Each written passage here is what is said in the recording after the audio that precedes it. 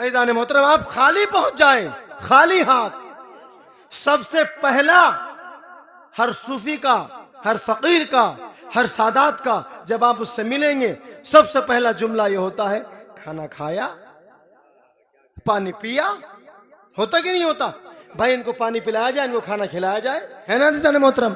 لیکن اللہ رے پناہ، کھانے کی بات تو چھوڑ دیجئے، پانی کی بات تو چھوڑ دیجئے، اب تو مسجد بھی اللہ کی نہیں ملا کی بن رہی ہے، ملا کی. یہ مسجد مسلک احمد رضا کی ہے، اس میں دیوبندیوں کا آنا منع ہے. اور میں نے ایک مسجد بھیونڈی کے اندر ممبئی میں دیکھی، کہا کہ اگر کوئی اس میں دیوبندی، رافضی، مودودی آ جائے تو اس کے اوپر 5,000 روپے کی پینالٹی ہے. اللہ اکبر. یہ مسجد جب بن نہیں تھی، غور کرنا، یہ مسجد جب بن نہیں تھی تب کی جب چندے کی ضرورت پڑی نا، نہ کوئی دیوبندی دیکھا جا رہا تھا، نہ کوئی وارسی دیکھا جا رہا تھا، نہ کوئی صابری دیکھا جا رہا تھا. بس دے دیجئے، اللہ کا گھر بن رہا ہے، اللہ کا گھر بننا. جیسے ہی بنا اللہ غائب، ملا حاضر. اللہ غائب، فوراً ملا حاضر. عزیزان محترم یاد رکھو، ہم نے جس کا کلمہ پڑھا اس نے ہمیں پیمانہ دیا، لا اکراہ فی الدین. دین میں کوئی جبر نہیں ہے، دین میں کوئی زبردستی نہیں ہے. کون سے دین میں؟ دین خالی اسلام نہیں ہے، دین اسلام نہیں ہے. قرآن سے پوچھئے، بہت سارے دین ہیں، بہت سارے. آپ کو شاید بیچ قرآن یاد نہ ہو، لیکن وہ سورت آپ جو نماز میں پڑھتے سورہ کافرون، اس میں رسول فرما رہے ہیں جب مکے کے لوگ آپ کو پریشان کر رہے تھے کافر، تو اللہ نے آیت نازل کی، محبوب کہو ان سے لکم دینکم ولی دین، تم اپنے دین پر، ہم اپنے دین پر. اس کا مطلب دین اسلام کے علاوہ اور بھی بہت سارے دیان ہیں. پھر آگے بڑھتے ہیں قرآن میں، پھر قرآن میں اللہ فرماتا ہے ان الدین عند اللہ الاسلام، اللہ کی بارگاہ میں صرف اور صرف دین اسلام خدا کو پسند ہے. اور دین اسلام کیسا؟ محبتوں کا پیغام، مانوتا کا پیغام، عزت کا پیغام. یہ کہاں ملے گا؟ اسلام تو حضور لے کے آئے تھے نا 1450 سال پہلے. آج کہاں مل رہا ہے یہ؟ کہاں؟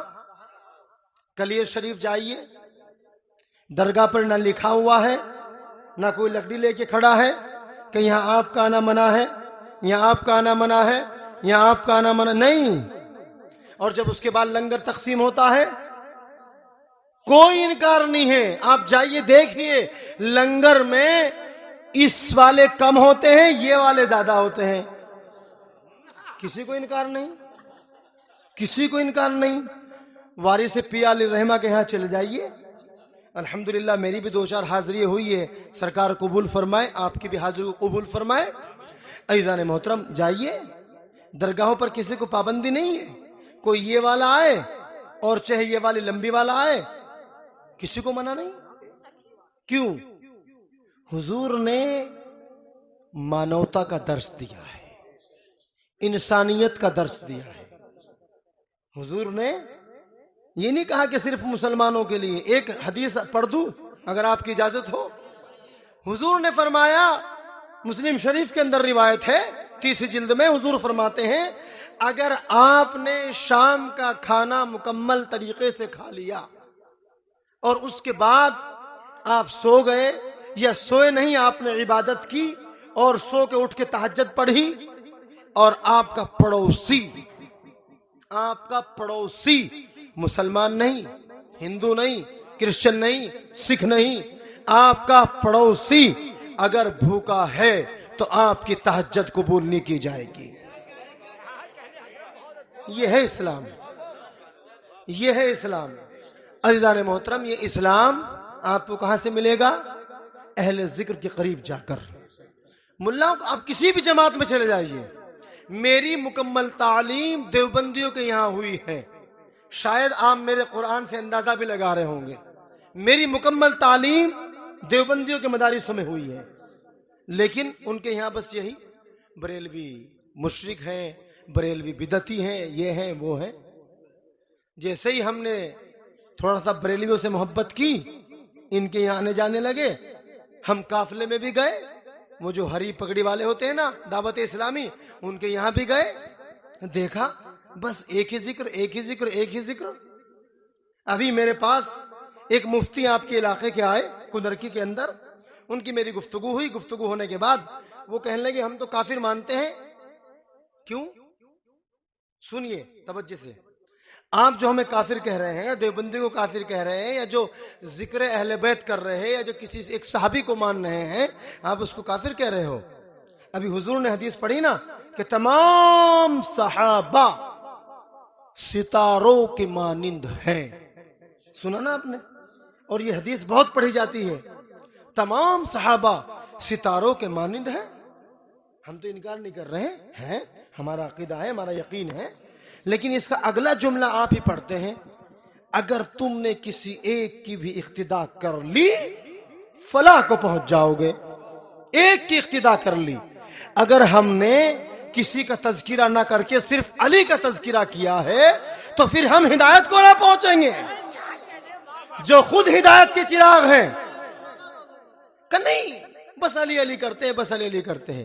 عزیزان محترم، آپ دیکھیے ہمارے بزرگ جانتے ہوں گے، جو عمر دراز لوگ بیٹھے ہیں، آپ نے شاید جو 20 کے پار 25 کے پار ہیں وہ جوان بچے بھی جانتے ہوں گے، ایک نام چلتا تھا بریلوی حضرات کے یہاں بہت بلند، اور وہ بریلویوں کے جو ہیں مناظر کہلائے جاتے تھے، مناظر۔ ان کا نام تھا مولانا انتخاب قدیری، سنا ہے نا؟ بہت سینہ چوڑا کر کے بریلوی کہتے تھے ہمارے مناظر ہند۔ لیکن اللہ جانے کیا ہوا، کون سی بات ہوئی، وہ کچھ دن کے بعد ان پہ کفر کا فتویٰ۔ کیوں؟ کیا اللہ کی توحید میں کوئی گستاخی کی ہے؟ کیا رسول کی رسالت میں گستاخی کی ہے؟ کہ نہیں۔ اچھا ان کو چھوڑ دیجئے، آج ہی حال میں یہ جو ہری پگڑی والے گھوم رہے ہیں نا دعوت اسلامی، ان پر بھی ان کا فتویٰ ہے کفر کا۔ ہاں ان پر بھی ہے۔ کیوں بھائی؟ کہا انہوں نے جو ہے وہ احمد رضا صاحب کی شان میں گستاخی کر دی تھی۔ کسی کو تکلیف نہ ہو کہ میں فلاں حضرت نہیں کہہ رہا ہوں، میں ہندوستان میں حضرت بہت سو کو مانتا ہوں، لیکن اعلی حضرت صرف غریب نواز علیہ الرحمہ کو مانتا ہوں، مدار العالمین کو مانتا ہوں، وارث پیا کو مانتا ہوں، صابر پیا کو مانتا ہوں، باقی سب جو بھی ہیں ان سے چھوٹے حضرت ہیں۔ اعلی حضرت وہی ہیں، اولیاء اللہ اعلی حضرت ہیں۔ عزیزان محترم، کہا انہوں نے احمد رضا صاحب کی شان میں گستاخی کر دی۔ کتنے گر چکے ہیں آپ، کتنا ضمیر گر چکا ہے آپ کا کہ آج کفر اور شرک اس بات پر لگتا ہے کون احمد رضا کو ماننا ہے کون نہیں ماننا ہے نا؟ آپ کل کو میرے بارے میں سنیں گے یہی باتیں۔ وہ صابری صاحب جو آئے تھے نا، ہم جانتے ہیں ان کو، وہ تو کافر ہے۔ کیوں کہ احمد رضا صاحب کو اعلی حضرت نہیں کہا۔ اسلام کا معیار، ایمان کا معیار اور کفر کا معیار صرف دو چیزوں کے اوپر ہے۔ اگر آپ نے اللہ کی توحید کا انکار کر دیا، رسول کی رسالت کا انکار کر دیا، آپ کافر، آپ کافر۔ در مختار اور عبد المختار اٹھائیے، اس میں یہاں تک لکھا ہے پیج نمبر 791 پر کہ اگر کوئی بندہ جو کلمہ پڑھتا ہو، اللہ کو ایک مانتا ہو، رسول کو اپنا رہنما مانتا ہو، نبی مانتا ہو، اور اگر وہ کسی صحابی کی شان میں گستاخی کرتا ہے تو کوئی اس کو کافر نہیں کہہ سکتا، کوئی اس کو کافر نہیں کہہ سکتا۔ عزیزان محترم، جب کسی صحابی کی شان میں گستاخی کرنے پر کوئی کافر نہیں ہوتا تو ایک مولوی کو اگر کوئی اعلی حضرت نہ مانے تو کون سا کفر میں چلا جائے گا وہ؟ نوجوانوں، سن کے سننے نہ بنو، بلکہ جو سنو اس کو پریکٹس میں لاؤ، اس کی تحقیق کرو، حقیقت کتابیں پڑھو، ان بزرگوں سے وابستہ رکھو۔ انہوں نے آج تک اسلام کو بچا کے رکھا ہے، اور کربلا کے بعد جو دین اسلام آیا ہے وہ خانقاہوں میں آیا ہے، ملا جیوں کے مدرسوں میں نہیں آیا۔ وہ دین آپ کو خانقاہوں اور امام بارگاہوں سے ملے گا، ملاؤں کو یہاں سے دین نہیں ملے گا۔